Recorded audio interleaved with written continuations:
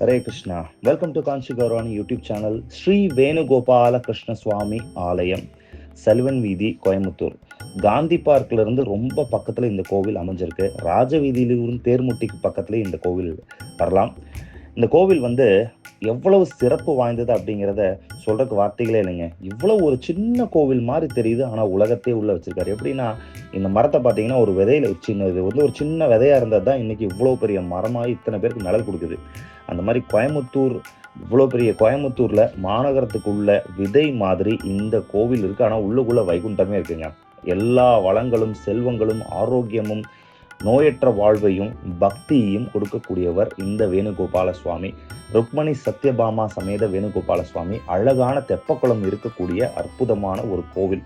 அப்படியே விருந்தாவனத்துடைய லீலைகள் எல்லாத்தையும் அந்த தூண்கள்ல அழகா அற்புதமா பிரதிஷ்டை பண்ணி, வைகுண்ட ஏகாதசினாலே கோயம்புத்தூர்ல அதிகம் பேர் விரும்பி வரக்கூடிய கோவில் நம்ம தெப்பக்குளம் வேணுகோபால சுவாமி கிருஷ்ண சுவாமி ஆலயம் தான். என் பஸ் கூட இருக்கு, 7 நம்பர் பஸ் கூட இந்த தெப்பக்குளம் ஸ்டாப்ல நின்று போகும். காந்தி பார்க் முன்னாடி ஸ்டாப் இது எவ்வளவு அழகான ஒரு கோவில் பாருங்க. ஏன்னா என்னுடைய வாழ்க்கையவே மாற்றி அமைச்ச ஒரு கோவில். நான் அதிகமா சின்ன வயசுல இருந்து வந்த ஒரு கோவில். ஏன்னா நாங்க பிறந்து வளர்ந்த ஊர், இதனோட நேட்டிவ் பிளேஸ். இப்ப இருக்கிறது சென்னையில இருக்கலாம், ஆனா மறக்கவே முடியாத அற்புதமான ஒரு கோவிலுங்க இந்த வேணுகோபாலர். எனக்கு இந்த மாதிரி இவ்வளவு பெரிய ஒரு லைஃப் கொடுத்தவர். என்ன சொல்றது, அடியனுடைய திருமணமும் இங்கதான் நடந்தது. அதனால எல்லா ஒரு விழாக்களும் திருவிழாக்களும் சிறப்பா நடக்கக்கூடிய ஒரு ஆலயம். இங்க ஒரு அழகான சுதர்சன சக்கரம், சக்கரத்தாழ்வாரும் யோக நரசிம்மரும் இங்க இருக்காங்க. கோவிலை சுத்தி நம்ம இப்ப வந்துகிட்டு இருக்கோம்.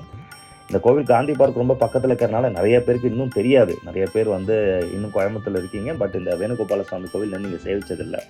ஸோ பகவான் யோக நரசிம்மர் ஸ்ரீரங்கத்தை நினைச்சுக்கிட்டோம் அப்படின்னா, இந்த இந்த புடைப்பு சிற்பம் பாருங்க, திருவரங்கம் மூலவர் எவ்வளவு அழகா வடிவமைச்சிருக்காங்க. 500 ஆண்டுகளுக்கு மேல இருக்கலாம். அவ்வளோ அருமையா இருக்கு கோவில். இந்த கோவிலுக்குள்ள வந்தாலே பரபரப்பான இந்த ஊர்ல, ஏன்னா இந்த மாநகரத்தோட மத்தியில் இருக்கிறதுனால ரொம்ப கூட்ட நெரிசல், வாகன நெரிசல்கள் இருக்கிற இடத்துல இவ்வளவு அமைதியான ஒரு கோவிலை பார்க்கறது ரொம்ப அபூர்வம். கோகுலாஷ்டமியும் அது ஜென்மாஷ்டமி காலத்திலையும் வைகுண்ட ஏகாதசி காலத்திலையும் ரொம்ப கூட்டங்கள், மக்கள் பக்தர்கள் கூட்டம் அதிகமா இருக்கும்.